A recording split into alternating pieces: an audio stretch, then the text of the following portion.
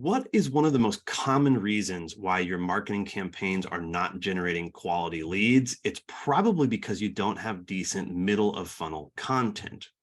Middle of funnel content serves as a bridge between people who are just learning about their problem and considering alternatives and actually being in a position where they're ready to buy.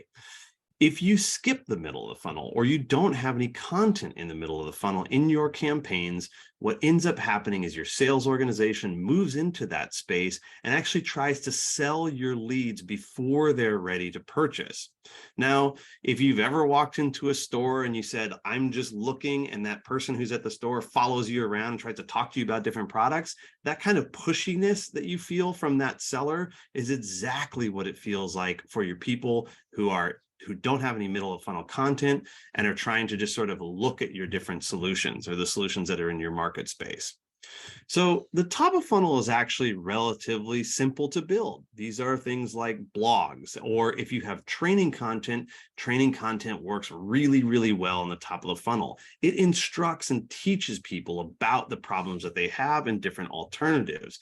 Middle of the funnel content, though, most companies don't invest in this kind of content. These are things like toolkits or advisory solutions or comparisons. People go to G2 Crowd and they look at different options and they look at reviews.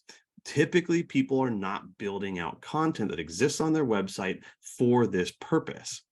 So one of the things that you should be asking yourself, and this is a very simple experiment, is to ask yourself this question: what is the next action that I want a person to take after they view top of funnel content? So imagine you go to your blog and there's a button somewhere or there's a link somewhere. Where does it go?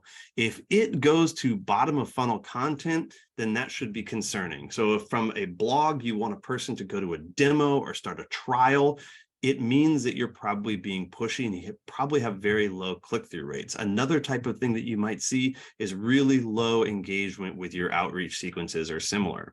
So think of your top of funnel content and imagine that you have a button on that page and you say, this is my call to action button that's going to go to some next activity. Ask yourself, where does that go? Does it go to a middle of funnel type of content? Or does it go directly to bottom of funnel content where the sales organization is going to be getting involved and activated? If it doesn't go to the middle of the funnel, then it probably isn't really working for you.